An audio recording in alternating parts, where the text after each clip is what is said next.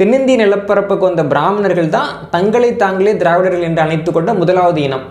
சரிங்களா? அப்போ வந்துட்டு ஒரு சமஸ்கிருத சொல்லு, பிராமணர்கள் பயன்படுத்தின சொல்லு, பிராமணர்கள் தங்களுக்கு தாங்களாக வைத்துக்கொண்ட ஒரு பெயர், அதை வந்து தமிழனுடைய ஒரு அடையாளம்னு முன்வைக்கிறது தமிழர்களுக்கு இழைக்கப்படக்கூடிய மாபெரும் அநீதி மற்றும் அவமானம். ஆரியர்கள் தமிழ் இனத்திற்கு நேர் எதிரிகள், அவங்க கொடுத்த சொல்ல வச்சே நாங்க அவங்களை எதிர்க்கிறோம் அப்படிங்கிறாங்களே, இந்த வாதத்தை எப்படி பார்க்கலாம்? முட்டாள்தனமான வாதம். இப்போ தமிழ்நாட்டில் வந்துட்டு தெலுங்கு பேசுகிற மக்கள் வந்து கோல்டின்னு கூப்பிடுறாங்க. சரி, பஞ்சதந்திரம் படத்தில் கமல்ஹாசன் காமிச்சாரா? இப்போ நான் ஆந்திராவுக்கு போயிட்டு உங்கள் மாநிலத்தில் இருக்க எல்லாரும் கோல்டின்னு சொல்லுங்கள், நாளையிலேருந்து நான் கோல்டின்னு கூப்பிடுறேன், ஒத்துப்பீங்களா? வாய்ப்பே கிடையாது. ஒத்துப்பீங்களா? அது வந்து அப்படி ஒருத்தவங்க பேசுகிறான்னா அவனை அடிக்காமல் விடுவாங்களா? செவிலு பிஞ்சிரும் இல்லைங்களா? அதற்கு இணையானதான் அவங்க இன்னைக்கு பண்ணிட்டு இருக்க ராஜம். அதாவது இங்கே வந்து குடியேறிய பிராமணர்கள், தென்னாட்டிற்கு வந்து குடியேறிய பிராமணர்கள், நாங்கள் தென்னாட்டை சேர்ந்த பிராமணர்கள்னு குறிப்பிடுறதுக்காக திராவிட, நல்லா கவனிக்கணும், திராவிட அப்படிங்கிற பின்னூட்டை சேர்த்துக்கிட்டாங்களே தவிர விகுதி சேர்க்கல.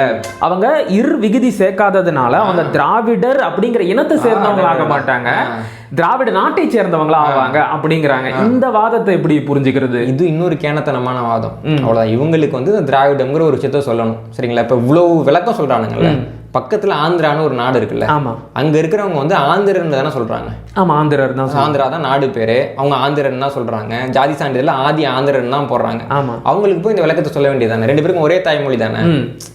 நமக்கு இவ்வளவு கஷ்டப்பட்டு என் தாய்மொழியான தமிழை கத்துக்கிட்டு விளக்க வர்ற நீ, உன் தாய்மொழியில் ஆந்திராவில் இருக்கிறவங்க போயிட்டு இதெல்லாம் ஆந்திரர்கள், நம்ம இந்த வார்த்தையை வந்து நம்ம வந்துட்டு இப்படி பயன்படுத்தக்கூடாது, இது நம்ம திராவிடர்கள்னு மாற்றி பயன்படுத்தினா அவனுக்கு போய் வகுப்பேடேன், ஏன் பேச மாட்டேன்ற? இல்லைங்களா? அப்போ தமிழ் என்பதனுடைய சமஸ்கிருத சொல் தான் திராவிடம், தமிழோட திரிவு தான் திராவிடம் அப்படின்னு கலைஞர் கருணாநிதி அவர்கள் சொன்னார். ஆமாம். இன்னைக்கு வந்து திட்டம் தான் திராவிடம், திருமணம் தான் திராவிடம், கைத்தடி தான் திராவிடம். ஆமாம், நேற்றுக்கு வந்து இல்லைங்களா? இப்போ நாளைக்கு அந்த நாய் தான் திராவிடம், இந்த பேய் தான் திராவிடம்னு சொன்னாலும் சொல்லலாம். புரியுதுங்களா? அது என்ன ஒரு முட்டை ஓடுது, அந்த முட்டைக்குள்ளே நீங்கள் வந்துட்டு எதை வேணாலும் நீங்கள் நிரப்பி இதுதான் சொல்லிக்கலாம். அந்த மாதிரியான ஒரு உள்ளீடே இல்லாத ஒரு கருத்தியல் தான் திராவிடம். ரொம்ப எளிமையாக சொன்னோம்னா தமிழனுக்கு எது கேடு தருமோ அதுதான் திராவிடம். இப்போ தமிழ் தேசிய வட்டத்திற்குள்ளேயே என்ன குழப்பம் ஓடிக்கிட்டு இருக்குன்னா, பிராமணர்கள் வேற, பார்ப்பனர்கள் வேற. பார்ப்பனர்கள் அப்படிங்கிறவங்க தமிழர்கள், பிராமணர்கள் அப்படிங்கிறவங்க ஆரியர்கள் அப்படிங்கிறாங்க. அது உண்மையிலேயே அப்படிதான் பிரிச்சு பார்க்கணுமா, இல்ல பார்ப்பனர்கள், பிராமணர்கள், ஆரியர்கள் எல்லாரும் ஒண்ணுதானா? இந்த குழப்பத்துக்கு என்னதான் தீர்வு?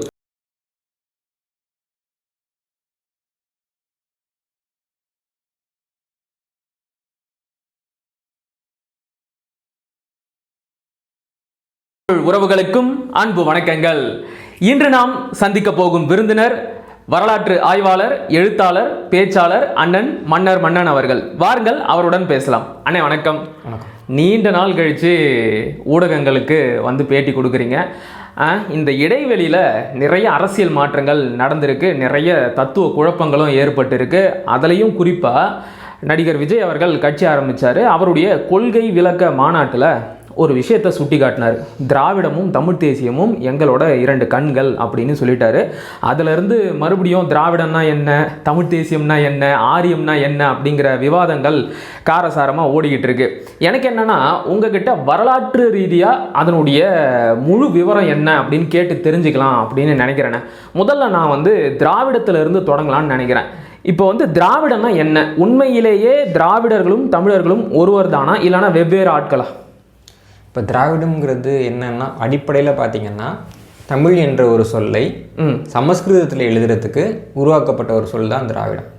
திராவிடம்னு ஒன்றும் தனியாக இல்லை, தமிழன்னு சொல்கிறத திராவிடன்னு சமஸ்கிருதத்தில் சமஸ்கிருத மொழியை தாய்மொழியாக கொண்டவர்களும், சமஸ்கிருத மொழியை தங்கள் மொழியின் தாய்மொழியாக கருதக்கூடிய தெலுங்கர்கள் உள்ளிட்டவர்களும் அந்த சொற்களை வந்து பயன்படுத்தினாங்க. சரி, அப்போ வந்துட்டு திராவிடம் அப்படின்னு எதை சொல்லலாம்னா, தமிழுங்கிறத சமஸ்கிருதத்தில் இருக்கப்போ சொல்லலாம். தமிழர்கள் வந்து தங்களுடைய மொழிபெயரை தங்கள் மொழியில் தான் சொல்லுவாங்கன்றதுனால தமிழ்நாட்டுக்குள்ளே அந்த வார்த்தையை தமிழுக்கு பயன்படுத்தணுங்கிற தேவையோ அவசியமோ கண்டிப்பாக கிடையாது. இன்னொன்று அது தமிழர்கள் தவிர்க்க வேண்டிய ஒரு சொல். ஏன்னா என்னுடைய மொழிக்கு பெயரே இன்னொரு மொழியில் இருந்ததுன்னா எப்படி? அது கரெக்டு தான். சரிங்களா? ஒரு மொழியினுடைய பெயர்னு வரப்போ அந்த மொழியில் தான் இருக்கணும். இப்போ வந்துட்டு நம்ம ஐரோப்பிய நாடுகளுக்கெல்லாம் போய் பார்க்குறோம், அங்கே கரிப்பின மக்கள் இருக்காங்க. அங்கே வந்துட்டு அவங்க வந்து ஆப்பிரிக்க மக்களா அப்படின்னு கேட்கலாம், அல்லது அவங்க நாட்டில் அவங்களே அவங்களுக்கு வச்சுக்கிட்ட இனப்பெயர்லாம் இருக்கும். ஆமாம், அந்த பெயரை சொல்லலாம். இப்போ வந்துட்டு நம்ம வெள்ளைக்காரங்க பயன்படுத்தின சில சொற்களை வந்து இந்தியாவில் பயன்படுத்துகிறாங்க கரிப்பின மக்களை குறிக்கிறதுக்கு. அந்த சொல்லை பயன்படுத்தி யாராவது ஒருத்தவங்க அவங்கள கூப்பிட்டாங்கன்னா, அவன் வெள்ளைக்காரனாக இருந்தாலும் சரி, எந்த நாட்டை சேர்ந்தவனாக இருந்தாலும் சரி, அங்கேயே அடிப்பாங்க. அவன் அடிச்சதுக்கு நீங்கள் வழக்கு கூட போட முடியாது. அவன் பக்கம் தான் நியாயம் இருக்குது. நீங்கள் அந்த வார்த்தையை எப்படி பயன்படுத்தலாம், நீ எப்படி உனக்கு பேர் வைக்கலாம் அப்படின்னு அவங்க ஒரு கேள்வி கேட்குறாங்க. தமிழ்நாட்டிலையும் நம்ம கேட்குறது அதே கேள்வி தான். இப்போது வந்துட்டு திராவிடம்ங்கிறது சமஸ்கிருத மொழி பேசுகிறவன் அவன் ஊரில் பயன்படுத்தின ஒரு சொல்லுன்றப்போ அது அப்படியே இருக்கட்டும். அதுலேயும் அவன் குறிப்பாக சொல்லணும் அப்படின்னா திராவிடம்ங்கிறத வந்து இந்த மக்கள் இனத்துக்கான பெயர்னு கூட அவன் கருதலை. இந்த தென்னிந்திய நிலப்பரப்புக்கு திராவிடங்கிற சொல்ல அவன் பொதுவான சொல்லா பயன்படுத்தினா தென்னிந்திய நிலப்பரப்புக்கு வந்த பிராமணர்கள் தான் தங்களை தாங்களே திராவிடர்கள் என்று அழைத்து கொண்ட முதலாவது இனம். சரிங்களா? அப்போ வந்துட்டு ஒரு சமஸ்கிருத சொல்லு, பிராமணர்கள் பயன்படுத்தின சொல்லு, பிராமணர்கள் தங்களுக்கு தாங்களாக வைத்துக்கொண்ட ஒரு பெயர், அதை வந்து தமிழனுடைய ஒரு அடையாளம்னு முன்வைக்கிறது தமிழர்களுக்கு இழைக்கப்படக்கூடிய மாபெரும் அநீதி மற்றும் அவமானம். அதனால் அதை தமிழர்கள் தவிர்க்க வேண்டும்ங்கிறத நம்ம திராவிடத்தில் புரிஞ்சிக்க வேண்டியது. தவிர்க்காமல் போனால் என்ன ஆகும்னு பார்த்தீங்கன்னா, இப்போ தமிழ் மொழின்னு ஒன்று நம்ம ஒரு வரலாறு எழுதுகிறப்போ அது வந்துட்டு அவங்க திராவிடம்னு எழுதுவாங்க. தமிழ் கல்வெட்டுனா திராவிட கல்வெட்டுன்னு எழுதுவாங்க, தமிழ் கட்டிடக்கலைனா திராவிட கட்டிடக்கலைன்னு எழுதுவாங்க. இப்போ இதுக்கு ஒரு சிறப்பு வந்து சேருதுன்னு வச்சுக்கோங்களேன். திராவிட மொழிகள் அப்படின்னு இவங்க கற்பிக்கக்கூடிய அனைத்து மொழியும் அந்த சிறப்புக்கு வந்துட்டு உடனே இது எங்களோட தானே சொல்லும். அவங்க எல்லாமும் உரிமை கொண்டாடுவாங்க. இப்போ ஒரு நிலம் இருக்குது, தமிழ்நாடுன்னு ஒரு நிலம் இருக்குது. இங்கேயே தமிழர்கள் ஆட்சி செய்யணும்னு நம்மளால சொல்ல முடியலன்னா இங்கே வந்து திராவிடங்கிற அந்த கோட்பாடு இருக்கிறதுனால சொல்ல முடியல. உங்களுக்கு சிக்கல் புரியுது இல்லையா? ஆனால் அதே நேரம் வந்துட்டு நீயும் திராவிடன் நானும் திராவிடன், நம்ம ரெண்டு பேரும் வந்துட்டு உன் மாநிலத்தில் வந்து ஏதாவது ஒன்று பண்ணுவோமானா நான் தெலுங்க நீ தமிழன், அந்த இடத்துல உஷாராயிடுறாங்க. இப்போ நல்லா கவனிங்க. நம்ம வந்துட்டு ஆரியர்கள்ட்ட ஒரு பண்பு கவனிப்போம்.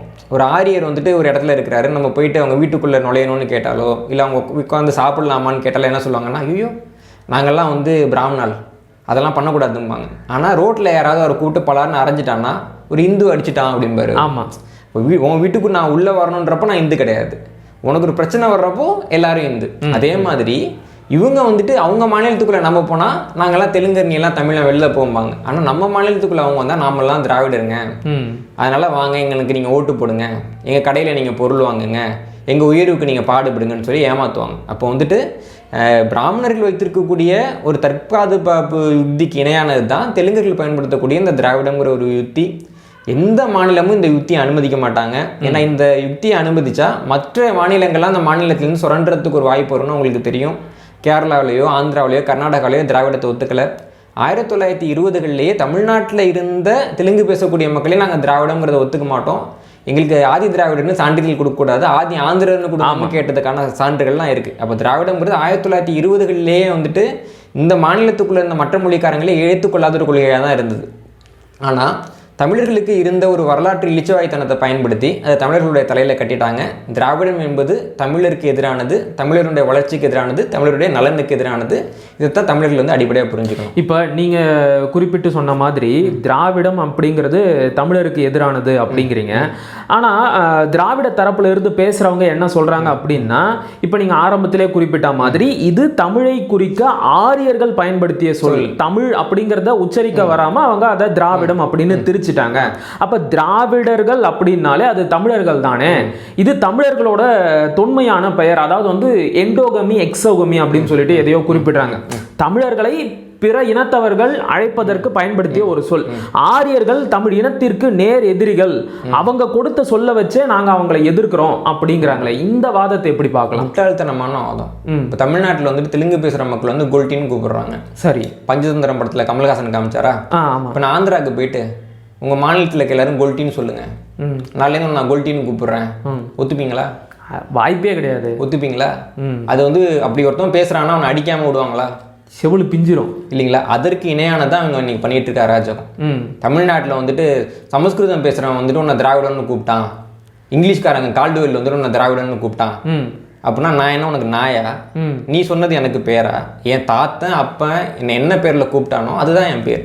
இப்போ வெற்றிமாறன் வந்துட்டு விடுதலைன்னு ஒரு படம் 2ஆம் பாகம் இருக்கு. அதில் ஒரு பையன் இன்னொருத்தனை வெட்டுவான். வெட்டுறப்ப என்ன சொல்லி வெட்டுவான்னா, என்னுடைய பேர் கருப்பன், இதுதான் எனக்கு வச்ச பேர், நீ கூப்பிடுறதெல்லாம் எனக்கு பேராயிராதுன்னு சொல்லி விட்டுவோம். அப்போ தன்மானம் என்பது நீ எனக்கு வந்து பேர் வச்சு கூப்பிட முடியாதுங்கிறது தான் முதல்ல தன்மானம். தன்மானத்தை விட்டுட்டு நம்ம அதை ஏற்றுக்கணும். அது சமஸ்கிருத சொல்லை. இந்த திராவிட இயக்கம் வந்துட்டு நாங்கள் தான் வந்து சமஸ்கிருதத்தை ஒழிச்சோம்னு சொல்லக்கூடிய ஒரு திராவிட இயக்கம் தமிழர்களை பார்த்து உனக்கு வந்துட்டு ஆரியர்கள் வைத்த பெயரை பயன்படுத்து அப்படின்னு சொல்கிறாங்கன்னா இது மாதிரியான ஒரு முரண்பாடான வெட்கக்கேடு எதுவுமே இருக்க முடியாது. எந்த வகையிலையும் தமிழகத்தை சேர்ந்தவர்கள் வந்து திராவிடங்கிறத ஏற்றுக்கிறதுக்கான எந்த காரணமும் இல்லை. அதைத்தான் அவங்க எப்படி சொல்கிறாங்க அப்படின்னா, இதை நாங்கள் ஆரியத்திற்கு எதிரான சொல்லாதான் பயன்படுத்துகிறோம், அதாவது ஆரிய பார்ப்பனர்களுக்கு எதிரான சொல்லாகத்தான் இதை பயன்படுத்துகிறோமே தவிர தமிழ் அப்படிங்கிற அடையாளத்தை மறைக்கிறதுக்காக இதை நாங்கள் பயன்படுத்தலை அப்படிங்கிறாங்களே. நான் என்ன கேட்குறேன், திராவிடன் என்று யார் தன்னைத்தானே அழைத்து கொண்டார்கள்ங்கிறத பார்த்துட்டு தான் நீ அவனை அந்த பேரில் கூப்பிடலாம். சரி, என் பேர் முருகன் நான் சொல்கிறப்போ நீ என்ன முருகன் கூப்பிடு, எனக்கு சிக்கல் கிடையாது. என் பேர் மன்னன் சொல்கிறப்போ நீ கூப்பிடு, சிக்கல் கிடையாது. இன்னொருத்தவன் எனக்கு வச்ச பேரை என் பேர் நீ திணிக்கிறப்போ எவன் பேர் வச்சானோ அவனை எனக்கு மேலே நீ கொண்டு போகிற, என்னுடைய முதலாளியாக உரிமையாளனாக அவன் நீ வைக்கிறங்கிறது தான் சிக்கல். இந்த திராவிடர்கள் அப்படின்னு தங்களை தாங்களே குறிப்பிட்டு கொண்டவர்கள் முதலாக பிராமணர்கள். பிராமணர்கள் ஏற்றுக்கொண்ட ஒரு சொல்லை தமிழர்கள் பயன்படுத்தாத ஒரு சொல்லை, ஏன்னா நம்ம சங்க இலக்கிய காலகட்டத்திலேருந்து பார்க்குறோம். தமிழ் என்கின்ற மொழி, தமிழன் என்கின்ற இனம் குறிப்புகள் வந்து சங்க காலத்திலேருந்து இருக்குது. சரிங்களா? இளம்பூர் நாடு சொல்கிற மாதிரி வந்து நாடு எதுன்னு கேட்டால் அது வந்து தமிழ்நாடுன்னு சொல்கிறதுன்றது ஒரு எளிமையான ஒரு வழக்கமாக காலங்காலமாக இருக்குது. சிலப்பதிகாரத்தில் நம்ம பார்த்தோம்னா மூவேந்தரும் ஒன்றிணைந்து இந்த இமிழ்கடல் வெளியான தமிழகத்தை வந்து காக்கணும்னு சொல்லக்கூடிய பாடல்கள்லாம் நம்ம பார்க்குறோம். காலமாக இந்த இனத்துக்கு பேர் தமிழன், மொழியோட பேர் தமிழ், அதில் மாற்றமே இல்லாமல் இருந்துகிட்டு இருக்கு. 17ஆவது நூற்றாண்டு வரைக்கும் தமிழ்நாட்டில் இருக்க யாருக்கும் நம்மளை வந்து வெளியில் திராவிடன்னு கூப்பிடுறாங்கன்ற ஒரு அறிவு கிடையாது. ஆனால் தமிழ்நாட்டில் இருந்த பிராமணர்கள் அவங்க ஆவணங்களில் தொடர்ச்சியாக வந்துட்டு திரும்பியில திராவிடங்கிற வார்த்தையை தான் பயன்படுத்துகிறாங்க. அப்போ தமிழ்நாட்டில் இருந்த தமிழர் அல்லாதவர்கள் எனக்கு வச்ச பெயரை, வடநாட்டில் இருக்கிற தமிழர் அல்லாதவர்கள் எனக்கு வச்ச பெயரை, அந்நியர்கள் என்னை அழைக்க பயன்படுத்தின ஒரு பெயரை என் பெயர்னு சொல்லிட்டு எனது தாத்தனும் பாட்டனும் முப்பாட்டனும் முன்னோர்களும் பயன்படுத்தின ஒரு சொல்லை வந்துட்டு நீ வந்துட்டு அடி அழிச்சு மறைக்கிற பத்தியா, அது வந்துட்டு ஒரு இனத்துக்கு செய்யப்படக்கூடிய மாபெரும் அநீதி. சரிங்களா? அந்த அநீதிக்கு இவங்க என்ன சொன்னாலும் சரி அதை நம்ம ஏற்றுக்க முடியாது. சரி, புரியுது இல்லைங்களா? அது வந்துட்டு யார் வந்து இந்த பேர் வச்சா, ஒரு சமஸ்கிருத மொழி சொல்ல எப்படி நீ இன்னொரு இனத்துக்கான ஒரு பேரா நீ பயன்படுத்துவ? ஏன்னா இந்த இந்திய நாட்டில் சமஸ்கிருதத்துக்குன்னு ஒரு அமைப்பு இருக்கு இல்லைங்களா? அந்த அமைப்பு வேற எந்த மாநிலமும் எதிர்க்காது. இப்போ தமிழ்நாட்டுக்கு மட்டும் தான் சித்த மருத்துவம், மற்ற அனைத்து மாநிலத்துக்கும் ஆயுர்வேதம் தான். மற்ற அனைத்து மாநிலத்திலையும் மாநில மருத்துவங்கிறது சமஸ்கிருத மருத்துவம் தான். ஆனால் தமிழ்நாட்டில் சித்த மருத்துவம், தமிழ் மருத்துவம். மற்ற எந்த மாநிலத்திலையும் சமஸ்கிருதத்தை வந்துட்டு ஒரு வெளி மொழின்னு பார்க்க மாட்டாங்க. பெங்காலியும் பார்க்க மாட்டாங்க, கேரளாவில் இருக்கிறவங்களும் பெருசாக பார்க்கறது கிடையாது. அதே மாதிரி தெலுங்கு பேசக்கூடிய மக்கள் வந்து வெளிப்படையாக சொல்கிறாங்க எங்கள் தாய்மொழின்னு சொல்கிறாங்க. ஆமாம், இப்போ ஆந்திராவில் பார்த்தீங்கன்னா வந்துட்டு இந்த இலவச கல்வி நிலையங்கள் தெலுங்குக்கு ஆரம்பிக்கப்பட்டது. அது கூட சமஸ்கிருதமும் சொல்லித்தராங்க. ஏன்னா தாய்மொழியும் சொல்லித்தரோம், தாய்மொழியும் சொல்லித்தரோங்கிறது தான் ஆந்திர அரசினுடைய நேரடியான நிலைப்பாடு இல்லைங்களா? ஆனால் தமிழ்நாட்டில் பார்க்குறப்போ அது வந்து என் தாய்மொழி கிடையாது, என் தாய்மொழிக்கு எதிராளியோட மொழி, அந்நிய மொழி, ஆரியன் கண்டாய் தமிழன் கண்டாய்ன்னு நம்ம பிரித்து பார்க்கக்கூடிய ஒரே ஒரு இனம் தமிழனை தான். அப்போது உனக்கு சமஸ்கிருத மொழி வந்து முன்னோரோட மொழியாக இருந்தால் நீ பயன்படுத்திக்க, உன்னோட முன்னோரோட மொழியை நாம் மதிக்கணும்னு நீ நினைக்கிறதும், அதுக்காக என்கிட்ட வந்து தெலுங்குன்றது வந்து தமிழ்லேருந்து பிறந்துச்சிங்க, நம்மலாம் ஒரே மொழி குடும்பம்னு பேசிட்டு ஆந்திராவில் போயிட்டு நாங்கள் வந்து சமஸ்கிருதத்துலேருந்து பிறந்தோம்னு சொல்கிறதும், தமிழ்நாட்டுக்குள்ளே தொடர்ச்சியாக தமிழ் சம்பந்தப்பட்ட பொருட்களுக்கும் அல்லது கோயில்களுக்கு அல்லது தெய்வங்களுக்கு சமஸ்கிருதத்தில் பேர் வைக்கிறது தெலுங்கர்கள் ஊக்குவிக்கிறதும் காலங்காலமாக நடந்துகிட்டு இருக்கு. தமிழர்கள் இதுக்கு ஏமாறக்கூடாது. சரிண்ணே, இப்போ நீங்கள் பேசும்போது குறிப்பிட்டீங்க ஆரிய பிராமணர்கள் தான் தங்களை தாங்களே திராவிடர்கள் அப்படின்னு அழைச்சிக்கிட்டாங்கன்னு சுட்டி காட்டினீங்க. அது உண்மைதான். பல இடங்கள்ல அவங்க நடத்துகிற சங்கங்களோட பெயர்கள் வந்து திராவிடம் அப்படின்னு இருக்கு. அவங்களுடைய சாதி சமூக பெயர்கள் கூட திராவிடம் அப்படிங்கிற பின்னோட்டோட முடியுது.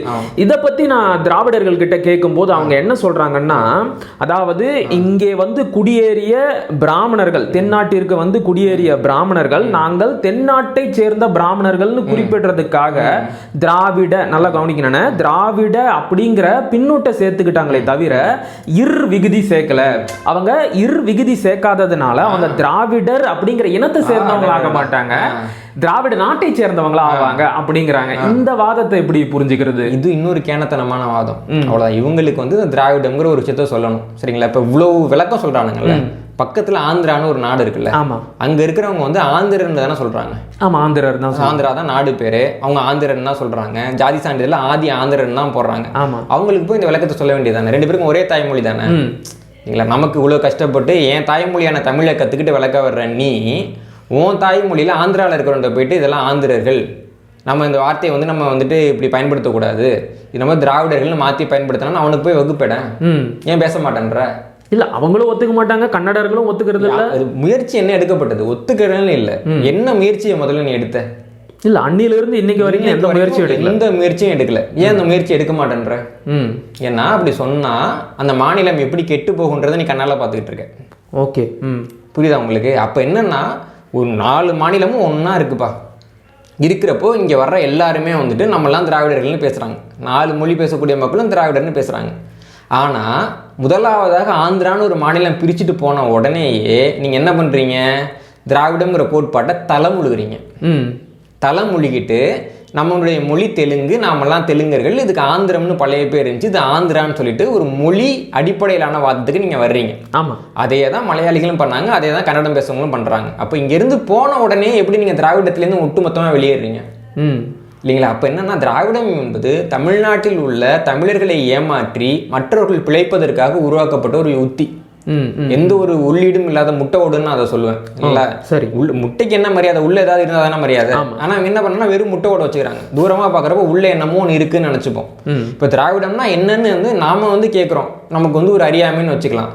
அதுக்கு ஏதாவது உண்மையான ஒரு விளக்கம் இருந்துச்சுன்னா நீங்க சொல்லணும்ல. கண்டிப்பா இல்லைங்களா? அப்ப தமிழ் என்பதனுடைய சமஸ்கிருத சொல் தான் திராவிடம், தமிழோட திரிவு தான் திராவிடம் அப்படின்னு கலைஞர் கருணாநிதி அவர்கள் சொன்னார். ஆமா, இன்னைக்கு திட்டம் தான் திராவிடம், திருமணம் தான் திராவிடம், கைத்தடி தான் திராவிடம். ஆமா, நேத்துக்கு இல்லைங்களா? இப்ப நாளைக்கு அந்த நாய் தான் திராவிடம், இந்த பேய் தான் திராவிடம்னு சொன்னாலும் சொல்லலாம். புரியுதுங்களா? அது என்ன ஒரு முட்டை ஓடுது, அந்த முட்டைக்குள்ள நீங்க எதை வேணாலும் நீங்க நிரப்பி இதுதான் சொல்லிக்கலாம். அந்த மாதிரியான ஒரு உள்ளீடே இல்லாத ஒரு கருத்தியல் தான் திராவிடம். ரொம்ப எளிமையாக சொன்னோம்னா தமிழனுக்கு எது கேடு தருமோ அதுதான் திராவிடம். சரிண்ணா, இன்னொன்று சொல்கிறாங்க, அதாவது குறிப்பாக ஐயா சுப வீரபாண்டியன் தான் இந்த வாதத்தை முன் வச்சாரு. நீங்கள் ஆரியத்தை மறுக்கலை, ஆரிய மரபினத்தை மறுக்கலை, ஆனால் திராவிடத்தை மட்டும் மறுக்கிறீங்க. இங்கே திராவிடம் அப்படிங்கிற ஒரு மரபினம் இருக்கா இல்லையா? இதையே வழிமொழிந்து அண்ணன் தொல் திருமாவளவன் அவர்களும் என்ன சொன்னார்னா, திராவிடம் அப்படிங்கிறது மரபினம், தமிழ் அப்படிங்கிறது தேசிய இனம் அப்படிங்கிறாங்க. திராவிடம் அப்படின்னு ஒரு மரபினம் உண்மையிலேயே இருந்துச்சானே?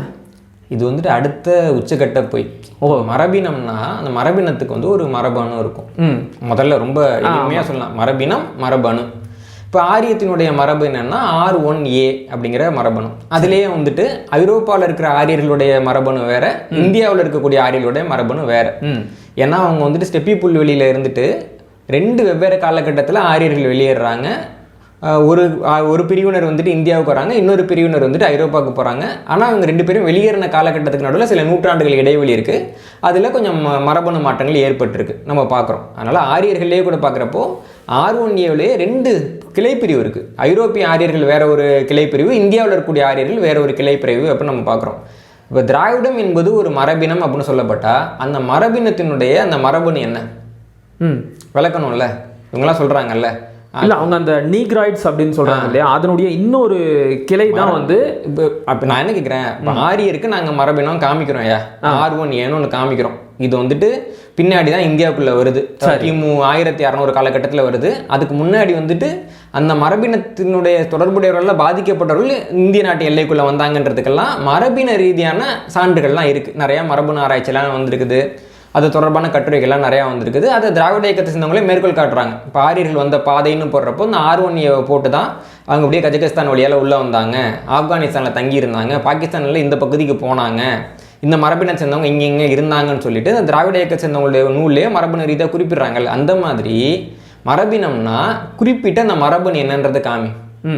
R1A மாதிரி என்ன மரபணு இருக்கு, என்ன மரபணுன்னு காமி.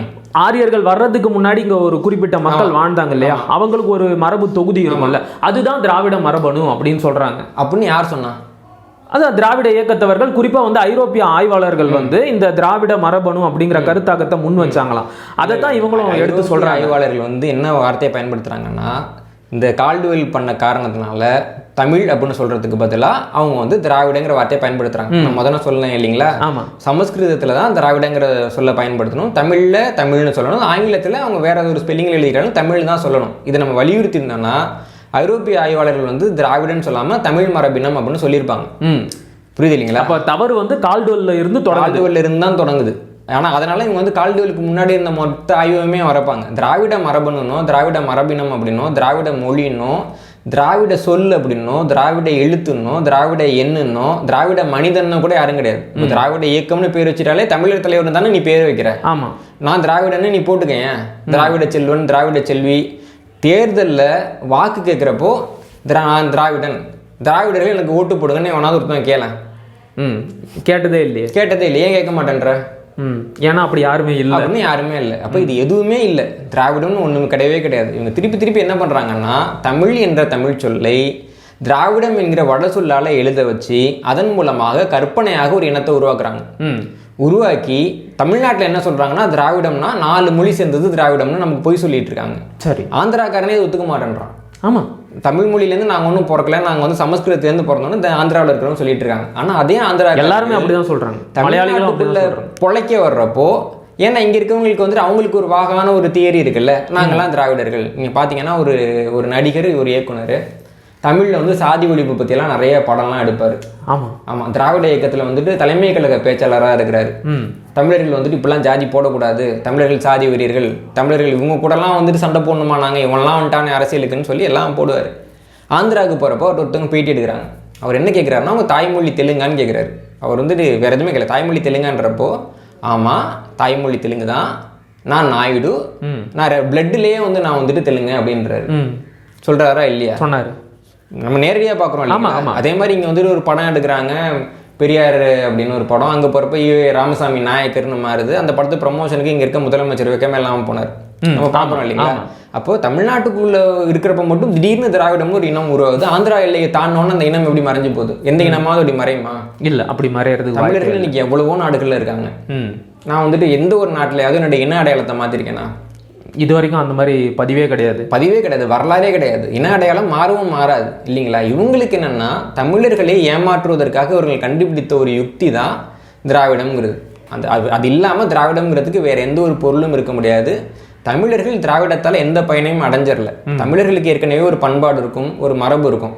இவங்க வந்துட்டு என்ன சொல்லுவாங்கன்னா, இங்கேருந்து பிச்சை எடுக்க வந்தவங்க வந்துட்டு ஒரு வீட்டில் நல்லா பிச்சை எடுத்து சாப்பிட்டு முடிச்சுட்டு இங்கே சாப்பிட்றப்ப சொல்லுவாங்க இல்லையாமா, கொஞ்சம் உப்பு குறைச்சலாக இருக்குது, காரம் குறைச்சலாக இருக்குன்றாங்க. பிச்சை எடுக்கிறவங்க சொல்லவே கூடாது. இருந்தாலும் வீட்டில் இருக்கிறவங்க பெரிய மனசோட உப்பு காரம்லாம் சரியாக போட்டு கொடுத்துட்றாங்க. அவன் சாப்பிட்டு முடிச்சுட்டு பக்கத்து வீட்டில் போய் சொன்னானா, அந்த அம்மாவுக்கு சமைக்கவே தெரில, நான் தான் சமைக்க சொல்லி கொடுத்தேன், உப்பு காரம்லாம் சரியாக போகிறாங்கன்னா நான் தான் காரணம் அப்படின்னு. இது எவ்வளோ கேவலமான செயலோ அதே செயல் தான் திராவிடர்கள் தமிழ்நாட்டுக்கு நாகரிகம் கற்றுக் கொடுத்தாங்கன்றது. இப்போ இந்த கோபால கிராமம்ல எழுதியிருப்பாரு கி ராஜநாராயணன், எப்படி பொழைக்க வந்தாங்க, எந்த சூழ்நிலையில் வந்தாங்க, எந்த சூழ்நிலையில் அடக்கலை எங்ககிட்ட வந்தாங்கன்றத நம்ம பார்க்குறோம்.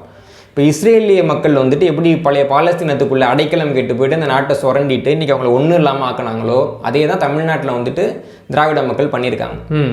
அவங்க வந்து ஒரு போரில் அடிபட்டு வர்றப்போ பொழைக்கிறதுக்கு இடம் கொடுத்தவங்கள இன்றைக்கி 2ஆம் தர குடிமக்களாகவும் நாகரிகம் இல்லாதவர்களாகவும் காட்டுமிராண்டி மொழி பேசக்கூடாது சித்தரிச்சுட்டு தங்களுடைய மொழியை பற்றியும் இனத்தை பற்றியும் வந்துட்டு ரொம்ப உயர்வாக பேசக்கூடியதுன்றது ரொம்ப ஒரு கேவலமான ஒரு மனிதத்தன்மையற்ற செயல். அந்த செயலை நியாயப்படுத்துவதற்கான அனைத்து காரியங்களையும் செய்யக்கூடிய இயக்கங்களாகத்தான் திராவிட இயக்கங்கள்னு ஒன்று இருக்குது. தமிழர்களுடைய ஒரு நல்ல மனதுக்கு கிடைத்த ஒரு மிக மோசமான விளைவு அப்படின்னு மட்டும்தான் நம்ம அவங்களை பார்க்க முடியும். சரி, ஐயா பே மணியரசன் வந்து அடிக்கடி ஒரு வாதத்தை முன்வைப்பார். நீங்கள் குறிப்பிட்ட மாதிரி நான் யாருன்னு நான் தான் சொல்லலாமா, என்னுடைய வரலாறு, என்னுடைய இலக்கியங்கள், குறிப்பாக சங்க இலக்கியத்தை எடுத்துக்கிட்டா அதில் எந்த ஒரு இடத்துலையும் திராவிடம் அப்படிங்கிற சொல் வரலை. அப்படி இருக்கும்போது என்ன நான் ஏன் வந்து திராவிடன்னு அழைச்சிக்கணும்னு ஐயா பே மணியரசன் சொல்லும் போது இதற்கு எதிர்வாதமாக ஐயா சுப வீரபாண்டியன் என்ன சொல்கிறாரு அப்படின்னா, சங்க இலக்கியத்தில் அம்மா அப்பா அப்படிங்கிற சொல்லு கூட தான் இல்லை, அதுக்காக நீங்கள் அதை தமிழ் சொல்லு இல்லைன்னு சொல்லிட முடியுமா அப்படின்னு கேட்குறாரு. இந்த வாதத்தை எப்படி புரிஞ்சுக்கிறது? சொற்கள் மாறலாங்க. சங்க இலக்கிய காலகட்டத்தில் சொற்கள் கொஞ்சம் கொஞ்சம் மாறக்கூடியது தான் இல்லைங்களா? ஆனால் அதுக்காக இன்னொருத்தன் வச்ச பேரை இப்போ சங்க இலக்கியத்தில் அம்மா அப்பான்ற வார்த்தை இல்லை, அதுக்குன்னு ஃபாதருங்கிற வார்த்தையை அப்பாங்கிற வார்த்தைக்கு நான் பயன்படுத்த முடியுமா? இல்லை, முடியாதுதான் நாங்கள் கேட்குறோம். இப்போ இவங்க சொல்கிறாங்களே சங்க இலக்கிய காலத்தில் சான்றே இல்லைன்ட்டு. தென்கொரியான்னு ஒரு நாடு இருக்குது. நம்ம வந்து இந்த கொரியாவில் இருக்கக்கூடிய படம் அதெல்லாம் பார்க்குறோம் இல்லைங்களா? அந்த கொரிய நாட்டில் வந்துட்டு அப்பாவை அப்பான்னு அம்மாவை அம்மான்னு தான் கூப்பிட்றாங்க. இன்னைக்கு வரைக்கும் கூப்பிட்டுருக்காங்க. அதுக்கு என்ன காரணம்னு கேட்குறப்போ அவங்க வந்துட்டு வெளியிலேருந்து ஒரு ராணியை வந்துட்டு பதவிக்கு கொண்டு வராங்க. அந்த ராணி வந்துட்டு அவங்களுக்கு விவசாயம் தொடர்பான பல தொழில்நுட்பங்களை கொண்டு வர்றாங்க. அந்த ராணியுடைய சின்னம்ங்கிறது மீன் சின்னம் சொல்லி அந்த ராணி என்ன பண்ணுறாங்கன்னா அவங்க வந்துட்டு மற்றவங்களை கூப்பிட்ற மாதிரியே அந்த மக்களுக்கும் உறவு பெயரை சொல்லித்தராங்க. ஏன்னா நிறைய நாகரிகத்தில் உறவு பெயர்னு இருக்காது. இப்போ ஆங்கிலத்தில் பார்த்தீங்கன்னா அங்கிள்னு சொல்லுவாங்க, சித்தப்பாவும் அங்கிள், பெரியப்பாவும் எல்லாருமே அங்கிள் தான், எல்லாருமே ஆண்டி தான், புரியுது இல்லைங்களா? ஏன்னா அங்கே உறவு பெயர் வந்து இருக்காது. இவங்க வந்து என்னன்னா அப்பா அம்மான்னு சொல்லித்தராங்க. சில இடத்துல வந்துட்டு மாமனார் மாமியாரையும் அப்பா அம்மான்னு கூப்பிடக்கூடிய அந்த மரபு இருக்குது. நீங்கள் வந்து கொரியாவில் இருக்கிற சீரியல்லாம் பார்க்குறவங்க கவனிச்சு பாருங்கள், ஒப்போ அப்படின்னு அவங்க பேசுவாங்க. அவங்க உச்சரிப்பில் அது கொஞ்சம் மாறி வரும். இந்த நிகழ்வு எப்போ நடந்ததுன்னு பார்க்குறப்போ சங்க காலத்தை சேர்ந்த ஆயிநாடுன்னு ஒரு நாடு வந்திருக்கு. அந்த நாட்டை சேர்ந்த செம்போலம்ங்கிற ராணி தான் வந்துட்டு கொரியாவுக்கு போனாங்க. அதன் மூலமாகத்தான் கொரியர்களுக்கு தமிழ் கற்பிக்கப்பட்டது. இந்த சொற்கள் உள்ளிட்ட நிறைய தமிழ் சொற்கள் வந்துட்டு கொரியாவில் புழங்குது அப்படின்றத வந்துட்டு ஆய்வாளர்கள் நிறைய பேர் எழுதியிருக்கிறாங்க. நிறைய பேர் அதை வாசிச்சிருக்கலாம். இப்போ சங்க இலக்கியத்தில் அந்த சொல் இல்லாட்டி கூட அம்மா அப்பா என்ற சொல் சங்க காலத்திலேருந்து தமிழ்நாட்டில் புழங்குதுன்றதுக்கு சான்று இருக்கு இல்லைங்களா? அப்போ ஏதாவது ஒரு சான்று என்கிட்ட இருக்குல்ல. தமிழ்நாட்டில் தமிழன் தன்னை திராவிடன் என்று அழைத்து கொண்டான் என்பதற்கு ஒரு சான்றுமே கிடையாது. இதுக்கும் மேலாக என்ன சொல்றேன்னா, தமிழ் மொழி ஆரியத்தை அந்நியமாக கருதக்கூடிய ஒரு மொழி. நடுவில் ஒரு இனம் பொழைக்கணுங்கிறதுக்காக நான் எதிரியோடைய வார்த்தையை வந்து என்னோட இனப்பெயரா எப்படி ஏற்றுக்க முடியும்? வாய்ப்பே இல்லை, ஏற்றுக்க முடியாது. இதுதான் அங்கே இருக்கக்கூடிய சிக்கல். நான் திருப்பி சொல்கிறேன், ஒவ்வொருத்தவங்களுக்கும் அவங்க முன்னோர்கள் சொன்னது மதிப்புக்குரியது. மணியரசன் அவருடைய முன்னோர் சொன்னதை எடுத்துக்கிறாரு, திராவிடர்கள் அவங்க சொன்ன முன்னோர்கள் சொன்னதை எடுத்துக்கிறாங்க. அவ்வளோதான் அதில் நம்ம பார்க்க முடியும். அப்போ தமிழ் மக்களுடைய தமிழ் நிலத்தினுடைய முன்னோர்கள் யாருன்னு சொல்கிறப்போ மணியரசன் ஐயாவை சொல்கிறவங்க தான் வந்து தமிழ் நிலத்தினுடைய முன்னோர்கள். இவங்க வந்துட்டு யாரை வேணாலும் தத்தெடுத்துப்பாங்க. அதுக்கு வந்து நம்ம ஒன்றும் பண்ண முடியாது. திடீர்னு இன்னும் ஒரு கொஞ்சம் காலம் கழிச்சு போர்த்துகீசியர் ஏதாவது ஒரு பக்கம் படையெடுத்தாங்கன்னா போர்த்துகீசியர்கள் தான் நாகரிகம் மிக்கவர்கள், தமிழர்கள் தமிழர் நாகரிகத்தை தூக்கி போட்டுட்டு போர்த்துகீசிய நாகரிகத்தை பின்னாடி போகணும்னு இங்கே வெக்கமே இல்லாமல் பேசுவாங்க. நமக்கு தெரியும், அது யார் ஆட்சிக்கு வந்தாலும் அவர்கள் காலை பிடிப்பது என்பது வந்துட்டு வழக்கமான திராவிட கொள்கை. இந்தியாவில் வந்துட்டு ஆங்கிலேயர்கள் எவ்வளோ மோசமாக ஆட்சி செய்தார்கள் என்பதை பற்றியெல்லாம் அவங்க பேச மாட்டாங்க. ஒருவேளை வந்துட்டு மன்னிப்பே கேட்க முடியாதெல்லாம் கிடையாது. ஆங்கிலேயர்கள் மட்டும் இந்த நாத்திகம் தப்புன்னு சொல்லிட்டாங்கன்னா நாங்கள் நாத்திகத்தையே விட்டுருவோம் அப்படின்னு சொன்ன கும்பல் தான் இது இல்லைங்களா?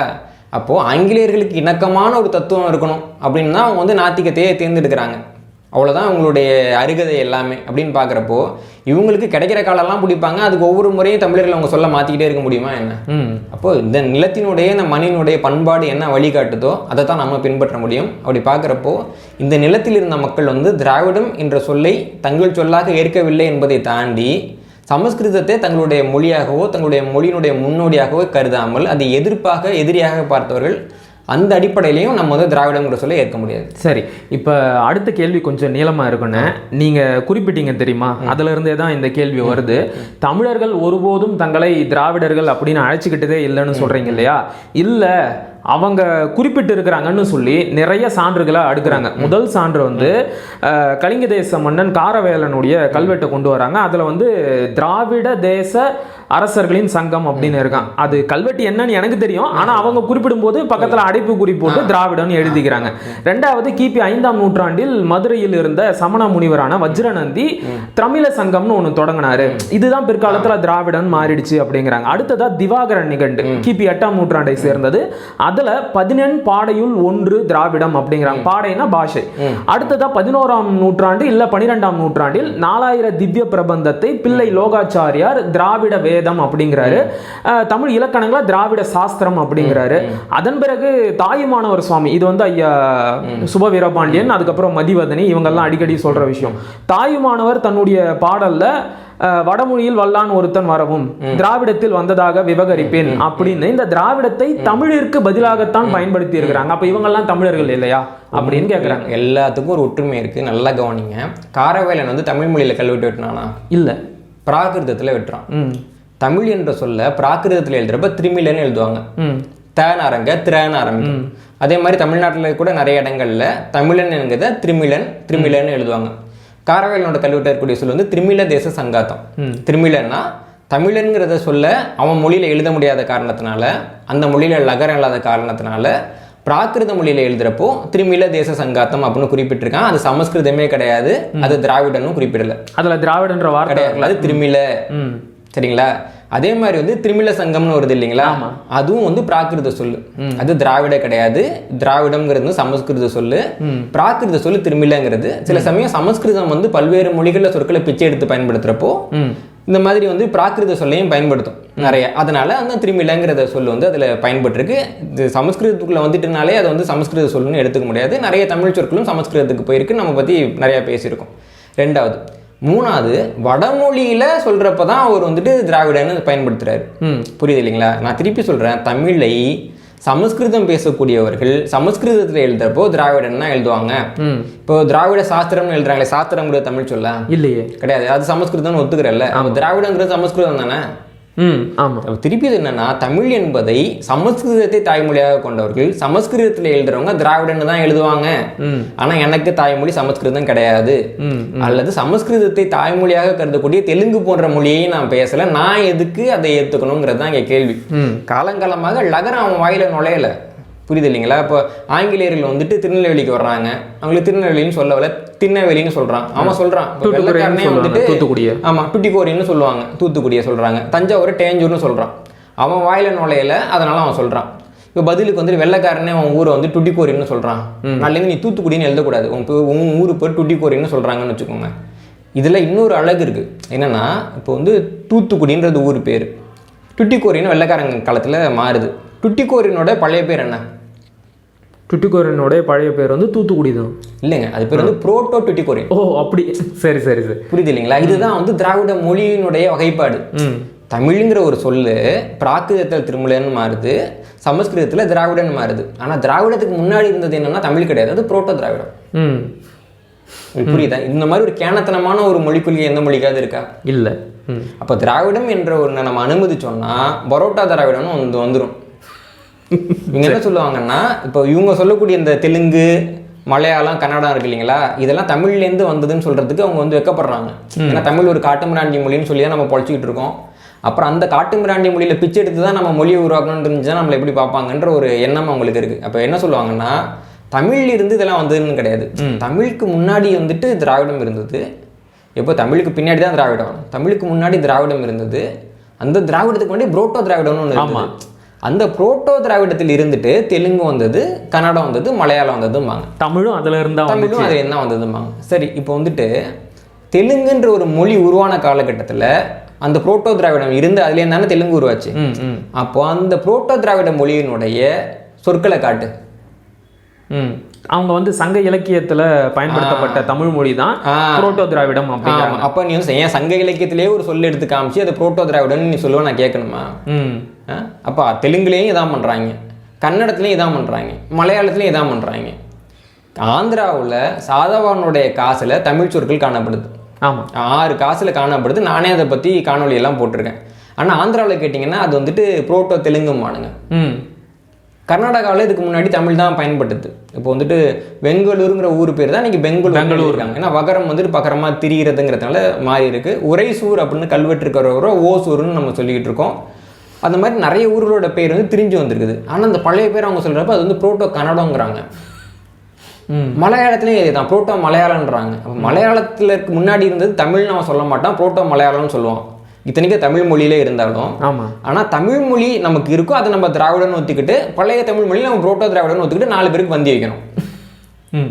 எவ்வளவு கேவலமான ஒரு இனத்தினுடைய பெருமைகளை அழித்தொழிக்கக்கூடிய ஒரு முறையை அவங்க உருவாக்கி வச்சிருக்கிறாங்க. இந்த முறையை தமிழர்கள் தலையில கட்டுறதுக்காக எவ்வளவு பொய்ய வேணாலும் அவங்க சொல்லுவாங்க. புரியுது இல்லைங்களா? எவ்வளவு ஒரு கேடான ஒரு முறை.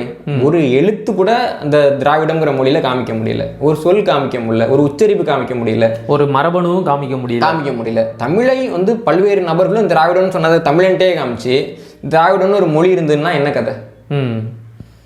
புரியுது இல்லைங்களா? அப்போ என்னன்னா, தமிழர்களுக்கு தமிழ் என்ற ஒரு இன அடையாளம் இருந்துச்சுன்னா அது பின்னாடி போயிட்டே இருக்கு. நம்ம வந்துட்டு ஒரு 100 ஆண்டுக்கு முன்னாடி நம்ம பார்த்தோம் அப்படின்னா தமிழ் மொழியினுடைய பழமையே நமக்கு இவ்வளோ இருக்குன்னு தெரியாது. பின்னாடி வந்துட்டு 1800 ஆண்டுகள் பழமையாக இருக்கலாம்னு சொல்லப்பட்டு, அப்புறம் 2000 ஆண்டுகள் பழமையாக இருக்கலாம்னு சொல்லப்பட்டு, நாணயவியல் ஆய்வுகள் படி 2300 ஆண்டுகள் பழமையாக இருக்கலாம்னு சொல்லப்பட்டு, இன்னைக்கு வந்து இந்த தமிழ் எழுத்தினுடைய பழமையே கிமு 7ஆம் நூற்றாண்டுக்கு போயிட்டு. ஆனால் மற்ற எந்த மொழிக்கும் பின்னாடி பழமை போக மாட்டேங்குது, பழமை இல்லை. அப்போ இவங்க வந்துட்டு இவங்க மொழிக்கு முன்னாடி போய் பார்த்தாங்கன்னா தமிழ் தான் இருக்குது. அப்போ அவங்க மொழியினுடைய பழமையை பேச முடியாத ஒரு மன குமுறல் இருக்குது. இந்த மொழியை போய் நம்ம முன்னோடி மொழின்னு சொல்லணுமான்ற ஒரு அவமானம் இருக்குது அவங்களுக்கு. அந்த கோபமும் அவமானமும் சேர்ந்து தங்களுடைய மொழியினுடைய பெருமையை சொல்ல இயலாத ஒரு திருட்டு கும்பல் வந்துட்டு தமிழ் மொழியை பற்றி அவதூறு பேசிக்கிட்டே இருக்கு. அவ்வளோதான் இந்த நாட்டில் நடக்குது. புரியுது இல்லைங்களா? எல்லா மொழியிலையும் பார்த்தீங்கன்னா பெங்காலிகளுடைய மொழி வந்துட்டு அவ்வளோ பழமையானது கிடையாது. ஆனால் வங்காளிகிட்ட பேசிங்கன்னா அவன் மொழி அவ்வளோ பெருமையாக சொல்லிப்பான். ஏன் கன்னடர்கள் கூட அவங்க மொழியை பெருமையாக தான் சொல்லிக்கிறாங்க. அது பழமையானதுன்னு அவங்க சொல்ல மாட்டாங்களே தவிர அந்த மொழியுடைய பெருமைகளாக சொல்லிக்கிறாங்க. அதை நம்ம வரவேற்கிறோம். கண்டிப்பாக கன்னடம் அவங்க மொழி வரவேற்கிறாங்க. ஆனால் இங்கே பக்கத்தில் இருக்கக்கூடிய சில மாநிலங்களை சேர்ந்தவங்க என்ன பண்ணுறாங்கன்னா, அவங்க மொழியை பற்றி அவங்க பெருமையாக பேச மாட்டாங்க, அவங்க இனத்தை பற்றி அவங்க பெருமையாக பேச மாட்டாங்க, அவங்க வரலாறை பற்றி பெருமையாக பேச மாட்டாங்க, அவங்க வரலாறு அவங்க எழுதவே மாட்டாங்க.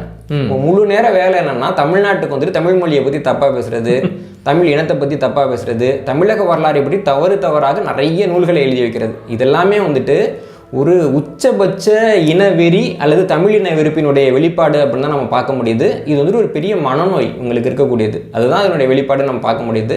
அந்த மனநோயாளிகள் சொல்றது வந்து தமிழர்கள் ஏற்றுக்கணுன்ற எந்த கட்டாயமும் கிடையாது. அந்த மனநோயாளிகளின் கொத்தடிமைகள் சொல்றதையும் நம்ம ஏற்றுக்கணும்னு எந்த கட்டாயமும். சரி, இந்த வாத பிரதிவாதங்களோட இறுதி கேள்வி என்ன அப்படின்னா, இந்த குழப்பம் வந்து தமிழ் தேசியவாதிகள் மத்தியிலேயே இருக்கு. இப்ப ஆரியர்கள் வந்து இந்தியாவுக்குள்ள வந்தாங்க அப்படின்னு நீங்களே சுட்டி காட்டினீங்க. அவங்களோட மரபணு வந்து R15 சம்திங், அதான R1A. சரி, ஓகே. இப்ப அந்த ஆரியர்கள் இன்னைக்கு எப்படி இருக்கிறாங்க? ஏன்னா அவங்க தான் பிராமணர்கள் அப்படின்னு வந்து ஏற்கனவே ஒரு கருத்தாக்கம் இருக்கு. இப்ப தமிழ் தேசிய வட்டத்திற்குள்ளேயே என்ன குழப்பம் ஓடிக்கிட்டு இருக்குன்னா, பிராமணர்கள் வேற, பார்ப்பனர்கள் வேற. பார்ப்பனர்கள் அப்படிங்கிறவங்க தமிழர்கள், பிராமணர்கள் அப்படிங்கிறவங்க ஆரியர்கள் அப்படிங்கிறாங்க. அது உண்மையிலேயே அப்படிதான் பிரிச்சு பார்க்கணுமா, இல்ல பார்ப்பனர்கள், பிராமணர்கள், ஆரியர்கள் எல்லாரும் ஒண்ணுதானா? இந்த குழப்பத்துக்கு என்னதான் தீர்வு? இது வந்துட்டு என்னன்னா, ஒரு நீரோட வடிவம் என்னன்ற மாதிரியான கேள்வி அது. இப்போ நீர்ன்றதுக்கு தனியாக வடிவம் இருக்கா? அப்படிலாம் எதுவுமே கிடையாது. நீங்க எதில் வச்சிங்களோ அந்த வடிவத்துக்கு மாறி. அந்த பாத்திரத்தோட வடிவம் என்னவோ அது நீரோட வடிவம். இப்போ வந்துட்டு இந்தியா முழுக்க ஆரியர்கள் இருக்காங்கன்னு நம்ம சொல்றோம் இல்லைங்களா? இப்போ தமிழ்நாட்டில் வந்து ஐயர்னு ஒருத்தவங்க இருக்காங்க. ஆமா. கேரளாவில் வந்துட்டு நம்பூதிரி. இது வடக்கில் பார்த்தீங்கன்னா சர்மா, சாஸ்திரி, இந்த பேர்ல பண்டிட், இந்த மாதிரி. இப்போ காஷ்மீரில் பண்டிட்டுன்னு இருக்கிறாங்க. ஏன் அந்தந்த ஊரில் அவங்க பேர் மாறுது? அந்தந்த ஊரில் அந்த பிரிஸ்ட், அந்த என்ன சொல்றது, அந்த கோவில் பூசாரிகளை எப்படி கூப்பிட்டாங்களோ. நான் வந்துட்டு ஒரு இடத்துக்கு திடீர்னு போகிறேன். சரி, போய் இந்த மக்கள் கூட கலக்க நான் முயற்சி பண்ணி வெற்றிகரமாக கலந்தாலும் கூட அந்த மக்களுடைய கோவிலுக்குள்ளே நான் அனுமதிப்பாங்களா? வாய்ப்பே கிடையாது இல்லைங்களா? இப்போ உதாரணத்துக்கு நான் கேட்குறேன். இப்போ பெர்ஷியர்கள் இருக்காங்க. ஒரு 1000 ஆண்டுக்கு முன்னாடி இந்தியாவுக்குள்ளே வந்தாங்க. இன்னைக்கு வந்து பாசி மக்கள் வந்து இந்தியாவுடைய மாபெரும் வணிக குடிமக்கள். ஆமாம், நம்ம டாட்டா பார்சிகள் தான் இருக்காங்க. அவங்க இந்தியாவுக்கு நிறையா உழைச்சும் இருக்கிறாங்க, சிலர் பிரச்சனையும் கொடுத்துருக்குறாங்க, அது தனி கதை. ஆனால் இந்தியாவிலேயே ரொம்ப வளமிக்க மக்களாக அவங்க மாறினாலும் கூட, இந்தியர்கள்ங்கிற ஒரு உண்மையாகவே இந்தியர்களுக்கான அந்த பற்று அவங்க வெளிப்படுத்தினாலும் கூட, நாளைக்கே என்னுடைய கோயிலுக்குள்ளே வந்துட்டு ஒரு பார்சி வந்து நான் 90 கொடுக்குறேன், நான் பணக்காரன்னு சொன்னால் நம்ம ஒத்துப்போமா? யாராலையுமே ஒத்துக்க முடியாது இல்லைங்களா? அப்போ இதே மாதிரி நம்ம வந்து பார்க்குறப்ப சௌராஷ்டிர மக்கள் வந்துட்டு பட்டுநூல்காரங்க அப்படின்னு சொல்லுவாங்க. அவங்க ராணி மங்கம்மா காலகட்டத்தில் வந்துட்டு என்ன சொல்றாங்கன்னா, நாங்கள் வந்துட்டு பிராமணர்கள் அப்படின்னு சொல்றாங்க. ராணி மங்கம்மா வந்துட்டு அதை வந்து ஆய்வு பண்ண சொல்றப்போ அந்த ஆய்வு முடியும் அவங்க பிராமணர்கள்னு வருது. ஏன்னா பிராமணர் கொடுக்குற அதே மரியாதை எங்களுக்கு கொடுங்கன்னு வரப்போ, நீங்க வேணா பிராமணராக இருக்கலாம், ஆனால் இங்கே இருக்கிற பிராமணர்களுக்கான மரியாதை உங்களுக்கு கொடுக்க முடியாது அப்படின்னு சொல்லி அவங்க காலத்தில் ஒரு முடிவாச்சு நம்ம பார்க்குறோம். இன்றைக்கி பார்த்தீங்கன்னா திராவிட இயக்கத்தில் வந்துட்டு சௌராஷ்டிரா மக்கள் நிறைய பேர் இருந்துட்டு பிராமண எதிர்ப்புன்னு பேசிகிட்டு இருப்பாங்க. ஆனால் நீங்கள் வந்துட்டு கொஞ்சம் நெருக்கமாக போனீங்கன்னா நாங்களும் பிராமணர்கள் தாங்கிற அந்த நிலைப்பாடு அவங்க கிட்டக்க இருக்கிறத நம்ம இன்றைக்கி வரைக்கும் கவனிக்கலாம். இப்படி தான் இருக்காங்கல்ல. அப்போ ஏன் அவங்களுக்கு இது கொடுக்கப்படலை? அவங்களும் பிராமணர்னால ஏன் கொடுக்கப்படலை? அப்போது ஒவ்வொரு மண்ணுக்கும் இந்த பிராமணர்கள் வரும் பொழுது அந்த மண்ணினுடைய ஒரு உச்சமான இடத்த அடையணும்னா ஏற்கனவே அந்த இடத்துல யார் இருக்காங்களோ அவங்க கூட கலந்து தான் அவங்க அந்த இடத்துக்கு போயிருக்காங்க. சரி, ஒரு தனி அடையாளமாக நான் பிராமணன் எனக்கு கொடு அப்படின்னாலும் அவங்க போகலை. இன்னும் சொல்லலாம் வந்துட்டு அவங்களுக்கு பிராமணர்ன்றது ஒரு வர்ணம், ஆரியர் என்பது ஒரு திருடப்பட்ட பெயர். ஆமாம், ஆரியருங்கிறது அவங்க பேர் கிடையாது. அப்படியா? ஆமாம், ஆரியர்கள் வந்து பார்த்தீங்கன்னா ஈரான் நாட்டோட பழைய பேர் ஆரியானா. ஓகே, ஈரான் நாட்டு அரசர்கள் தான் முதல்ல அவங்கள வந்து ஆரியர்கள்னு குறிப்பிட்டவங்க. அந்த பேர் இன்னைக்கு வரைக்கும் இஸ்லாமியர்கள் பயன்படுத்துது. இப்போ ஆரியன் அவங்க பேர் வச்சுக்கிறாங்க இல்லைங்களா? இஸ்லாமியத்தை ஷாருக்கானுடைய பையன் பேர் கூட ஆரியன் கான் அப்படின்னு நம்ம பார்க்குறோம் இல்லைங்களா? அதே மாதிரி பிராமணர்களும் அதை பயன்படுத்துவாங்க. 2 பேரும் அதை பயன்படுத்திட்டு இருப்பாங்க. என்ன காரணம்னா, இந்த ஸ்டெப்பி புலியொலி மக்கள் வந்துட்டு அந்த ஈரான் நாட்டு பக்கமாக வருகின்ற பொழுது அந்த ஈரான் பகுதியில் ஒரு 2 நூற்றாண்டுகள் கிட்டக்க தங்கிட்டு தான் வராங்க. ஏன்னா வந்து நம்ம இந்தியாவுக்கு போகிறோன்ட்டு அவங்க வரல, போயிட்டே இருந்தாங்க. இங்கே வந்தோன்னா தென்னிந்தியா வந்தோன்னா கடல் அதெல்லாம் நின்றுட்டாங்க, இல்லாட்டி அதையும் தாண்டி போயிட்டே இருந்திருப்பாங்க. அவங்க ஒரு பரவலாக இருக்கக்கூடிய ஒரு இனமாகத்தான் இருந்திருக்கிறாங்க இல்லைங்களா? அப்படி போகிறப்போ அந்த ஈரான் நாட்டுக்கு வர்றப்போ அந்த நாட்டு மக்களோட பேர் தான் ஆரியருங்கிறது. அந்த நாட்டு பேர் ஆரியானாம், அதான் ஈரான்னு இன்னைக்கு மாறி இருக்கு. அதே மாதிரி அங்கேருந்து இந்த புராணங்கள்லாம் அவங்க எடுத்துக்கிட்டாங்க. தேவாசுர யுத்தம் மாதிரியான புராணங்கள் எடுத்துக்கிட்டாங்க. அங்கேருந்த இந்த அவஸ்தாங்கிற ஒரு புனித நூலை ஒட்டி தான் வேதம் தொடர்பான கருத்துக்கள் அவர்களுக்கு பிறந்தது. அவஸ்தா, ஆமாம், அதெல்லாம் நிறையா எடுத்துக்கிட்டாங்க. நிறைய சொற்களையும் அவங்க எடுத்துக்கிட்டாங்க. இப்போ மேனகா காந்தியும் இன்னொரு நபரும் சேர்ந்துட்டு அந்த பெயர்களை ஒப்பிட்டு, இந்த ஈரானிய இந்து பெயர்களை ஒப்பிட்டு ஒரு புத்தகம் எழுதியிருந்தாங்க. அதை பற்றி பழனி பாபா அவர்களே வந்து பேசியிருக்கிறாரு. அந்த நூலில் அவங்க தெளிவாக குறிப்பிடுறாங்க, இப்போ ஆரிய மொழிக்கும் வந்து ஈரான் மொழிக்கும் இவ்வளோ தொடர்பு இருக்குது, இவ்வளோ வார்த்தைங்க ஒத்துப்போகுது, இவ்வளோ பேர் ஒத்துப்போகுதுன்னு சொல்லிட்டு அவங்களே அவங்க கையால் எழுதின சான்றுகள்லாம் நமக்கு கிடைக்குது. இப்போ இவங்களோட உண்மையான பேர் வந்து ஸ்டெப்பி புல்வெளி மக்கள். ஈரான் வழியாக வந்ததுனால அவங்க ஆரியர்கள், இங்கே வந்துட்டு வர்ணாசிரமம் பேசினதுனால அவங்க பிராமணர்கள். தமிழ்நாட்டுக்குள்ளே அவங்களுக்கு வந்துட்டு பேர் பார்த்தீங்கன்னா ஐயர்ன்றது அவங்க பேர் கிடையாது. ஐயர், ஐயங்காருங்கிறது நல்ல தமிழ் சொற்கள். நீங்கள் வந்துட்டு பெரிய புராணத்தில் பார்த்தீங்கன்னா கண்ணப்ப நாயனாரை சொல்கிறப்ப ஐயர் நீல்நிலை மலை மேல் ஏறி அப்படின்னு பயன்படுத்துகிற சேக்கிழார். ஐயருங்கிற சொல்ல யாருக்கு? கண்ணப்பருக்கு பயன்படுத்துகிறார் அவர். ஓகே, ஐயான்னு நம்ம சொல்கிறோம் இல்லைங்களா, அப்போ அப்பான்னு சொல்கிறோம். அதை வந்து உயர்வாக சொல்லணும் அப்படின்னா அப்பர். திருநாவுக்கரசருக்கு அப்படி தானே அந்த பேரே வந்துச்சு. ஆமாம். அப்போ ஐயாங்கிறத உயர்வாக சொல்லணும் ஐயர், அவ்வளோதான். அது எந்த ஜாதிக்கும் பெயராக இல்லை. இப்போ இவங்க வர்றப்ப என்ன ஆகுதுன்னா, தமிழ்நாட்டில் வந்துட்டு அந்தனர் அப்படின்னு ஒரு மரபினர் இருக்கிறாங்க. இப்போ திருக்குறளை பற்றி அந்தனர் என்பவர் அறவோர் மற்ற உயிருக்கும் செந்தன்மை பூண்டோடுகளான். இந்த அந்தனர் மரபை சேர்ந்தவங்க என்ன பண்ணுவாங்கன்னா எந்த உயிரையும் கொல்ல மாட்டாங்க. சரி. ஆனால் இந்த காலகட்டத்தில் தமிழ்நாட்டுக்கு வந்த செப்பி புல்வெளி மக்கள் பார்த்தீங்கன்னா எல்லாத்தையும் கொண்டு சாப்பிடுவாங்க. மணிமேகலையில் இருக்கிற ஆபுத்தன் கதையை பார்த்தீங்கன்னா தெரியும். இப்போ அவங்க வந்துட்டு யாகம்னாலே அதான் பசு வெட்டி போடுறது, குதிரை வெட்டி போடுறது, மனுஷங்களை வெட்டி போடுறது எல்லாமே அவங்க பண்ணிட்டு இருந்த ஒரு காலகட்டமாக இருக்குது. நீங்கள் பார்த்தீங்கன்னா நம்முடைய சுவாமி விவேகானந்தர் சொல்லுவார், அசைவம் சாப்பிடாதவங்க ஒரு பிராமணனாகவே இருக்க முடியாதுன்னு சுவாமி விவேகானந்தர் பேசுனதெல்லாம் இன்றைக்கும் இருக்குது, தேவைப்படுறவங்க எடுத்து பார்த்துக்கலாம். இப்போ இங்கே அவங்க செப்பி புல்வெளி மக்கள் வர்ற காலகட்டத்தில் அந்தனருங்கிற ஒரு மரபு இருந்திருக்காங்க. அவங்க வந்துட்டு அசைவம் சாப்பிடாதவங்களா இருந்தாங்கன்றது தான் வந்துட்டு வள்ளுவர் பதிவு பண்ணுறாரு. இவங்க என்ன பண்ணுறாங்கன்னா அந்த மரபுக்கு உள்ளே போகணுன்றதுக்காக தங்களுடைய அசைவ பழக்கத்தை முற்றிலுமாக கைவிடுறாங்க. ஓ, கைவிட்டுட்டு அவங்க கூட போய் அவங்க கலக்கிறாங்க. அப்போது ஒரு மேலே ஒருத்தன் உயர்வாக இருக்கான், அவனுக்கு வந்துட்டு சாதி மத பேதம்லாம் ஒன்றும் கிடையாது. நீங்கள் யாராக வந்தீங்கன்னாலும் அந்த ஒழுக்கத்தை நீங்கள் பின்பற்றுனீங்கன்னா நீங்கள் மேலே போயிடலாம். ஏன்னா சிவபெருமானை நம்ம அந்தனன்னு சொல்கிறோம். ஆமாம் இல்லைங்களா? அப்போ அந்த நிலைமைக்கு இணையான ஒரு மனித நிலைன்றப்போ இவங்க வந்து அவங்க பழக்க வழக்கங்கள்லாம் மாற்றிக்கிட்டு தமிழர்களுடைய பழக்க வழக்கங்களை ஏற்றுக்கொண்டுட்டு இவங்க வந்து அந்தனர் மரபுக்குள்ளே கலந்து ஒரு கட்டத்தில் அந்தனர்னால் நாங்கள் தான், மற்றவங்க இல்லைன்ற ஒரு நிலைமைக்கு கொண்டு வராங்க. இல்லைங்களா? ஆனாலும் கூட அந்த மரபில் முன்பாகவே இருந்த தமிழர்கள் இருந்திருப்பாங்கல்ல, அவங்க வந்து முழுவதுமாக வெளியேறலை. என்ன ஆகுதுன்னா தமிழர்களும் ஆரியர்களும் கலந்த ஒரு மரபாக அந்த அந்தனர் மரபுங்கிறது உருவாகி அதில் வந்துட்டு இந்த ஐயர் ஐயங்காரெல்லாம் வந்துட்டு பிரிஞ்சிருக்கிறாங்க. இதில் என்ன ஒன்று நடக்குதுன்னா, இப்போ தமிழ்நாட்டுக்குள்ளே வந்து இப்படி வந்து அந்த அந்தனர் மரபுக்குள்ளே போன மக்கள் இருக்காங்கல்ல, இவங்க வந்துட்டு தமிழ்நாட்டுக்குள்ளே வெற்றிகரமாக வர்ணாசிரமத்தை கொண்டு வர முடியலை. ஏன்னா வந்துட்டு உனக்கு வந்துட்டு ஒரு எண்ணம் இருக்குது, இந்த மக்களுக்கு வந்து ஒரு எண்ணம் இருக்குது. நீ வந்து கலக்கிறப்ப என்ன ஆகுதுன்னா இவர்கள் எண்ணம் வெற்றி பெறுவதற்கு பதிலாக இவங்க அந்த மக்கள் கூட கலக்கிறாங்க. ஓகே. நீங்கள் சங்க இலக்கியத்தெல்லாம் பார்த்தீங்கன்னா வந்துட்டு பார்ப்பன மகனே எழுதா கற்பினின்னு சொல்லுவோம்னா வரும். உனக்கு எழுத முடியாத உன் மொழியில் ஏதாவது இருக்கா சொல்ல எனக்கு அப்படின்ட்டு தமிழர்கள் வந்து இயல்பாக பழங்கியிருக்காங்க. அதே மாதிரி வந்து வேள்வி செய்யாத பார்ப்பனர்கள் வந்துட்டு சங்க இருக்கிற வேலைக்கு போயிருக்கிறாங்க, மீன் பிடிக்கிற வேலைக்கு போயிருக்கிறாங்க, ஏவல் வேலைக்கு போயிருக்கிறாங்கன்றதுலாம் சங்க இலக்கியத்தில் குறிப்பு இருக்குது. தென்னாட்டில் நம்ம வந்துட்டு அவங்களுடைய மரபை அவர்கள் பின்பற்ற பெரிய அளவில் அனுமதிக்கலை. ஆனால் வட இந்தியாவில் என்ன நடக்குது அப்படின்னா இவங்களுடைய கை ஓங்குது. புத்தரோட காலத்துக்கு முன்பாகவே வர்ணாசிரமம்னு ஒன்று வருது. வர்ணாசிரமத்தை எதிர்த்து தான் வந்துட்டு புத்த மதம், சமண 2 மதங்கள் இதெல்லாமே வருது. அது எல்லாத்தையும் நம்ம பார்க்குறோம். சர்ச்சைகள் எல்லாமே வருதுன்னு நம்ம பார்க்குறோம். சோழர்கள் காலகட்டத்துக்கு பின்னாடி தான் இந்த வர்ணாசிரமம் வடக்கில் இருந்து வந்து ஆந்திரா வரைக்கும் வந்துட்டு தமிழ்நாட்டுக்குள்ளே வர முடியல. இப்போது இந்த பல்லவர் கால இறுதி சோழர் காலத்தில் இந்த ஆந்திர நாட்டிலேருந்து அந்த பிராமணர்கள் இருக்காங்கல்ல, அவங்க தான் வெற்றிகரமாக இங்கே வர்ணாசிரமத்தை நிலைநாட்டுறாங்க. திராவிட இயக்கங்கள் என்னன்னா அந்த வர்ணாசிரமம் தான் பிரச்சனைனே முதல்ல பேசாது, ஜாதி பிரச்சனைம்பாங்க. ஆமாம், இவன் உயர்ந்த ஜாதி அவன் தாழ்ந்த ஜாதின்னு சொல்லப்படுறதாலன்னு பிரச்சனை இல்லைங்களா? அப்போ அது வந்து வர்ணாசிரம பிரச்சனை. 2 இடைநிலை ஜாதிகளுக்குள்ளே ஒரு திருமணம் நடக்கிறப்போ பெரிய வெட்டுக்குத்துக்கு போகிறதில்ல. அது வேறுபட்ட வர்ணத்தில் இருக்கிற ஜாதிகளுக்கு நடுவில் போகிறப்போ பிரச்சனை நடக்குது. ஆமாம், தமிழ்நாட்டில் வந்து மிக அதிகமாக வந்து சாதி மறுப்பு திருமணங்கள் நடக்குதுன்னு சொல்லுவாங்க.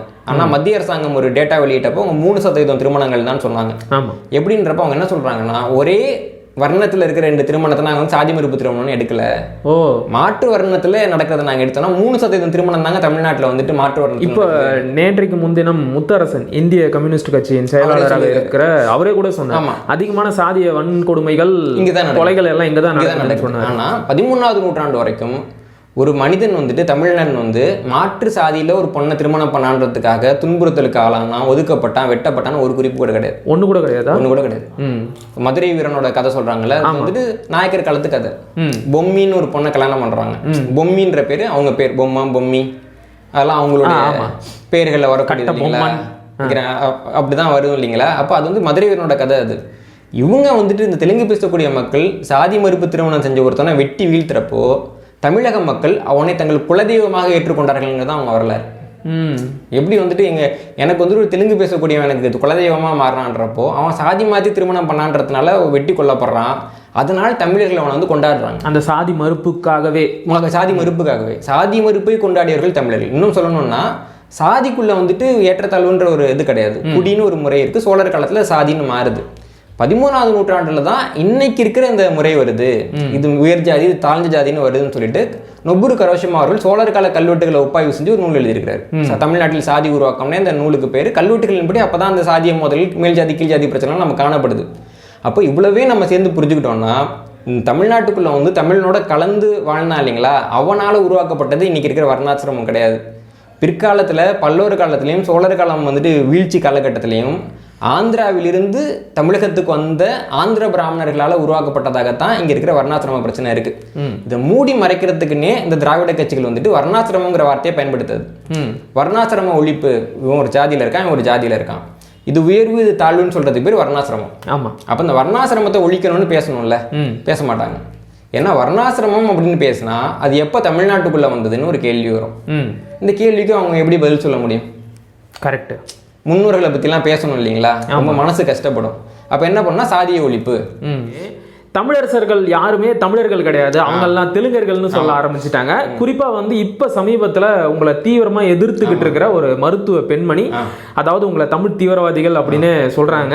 அவங்க வந்து சில பல செப்பேடுகள் கல்வெட்டுகளை எல்லாம் ஆராய்ச்சி பண்ணி என்ன சொல்லிட்டாங்க அப்படின்னா, சோழர்கள் எல்லாம் தெலுங்கர்கள் தான்.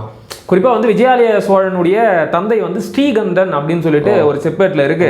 ஸ்ரீகண்டன் வந்து அந்த தெலுங்கு சோழர் வம்சத்துல இருந்து வந்தவர். ஸோ நாமெல்லாம் தெலுங்கர்கள் தான், நாம தான் சோழர்கள் அப்படிங்கிறாங்க. இது புது கதையா இருக்கு. அதாவது ஒரு திருடன்னு திட்டணும், இல்லை அவன் நல்லவனு நிரூபணம் ஆயிட்டான், அவன் அப்பன்னு சொல்லணும்.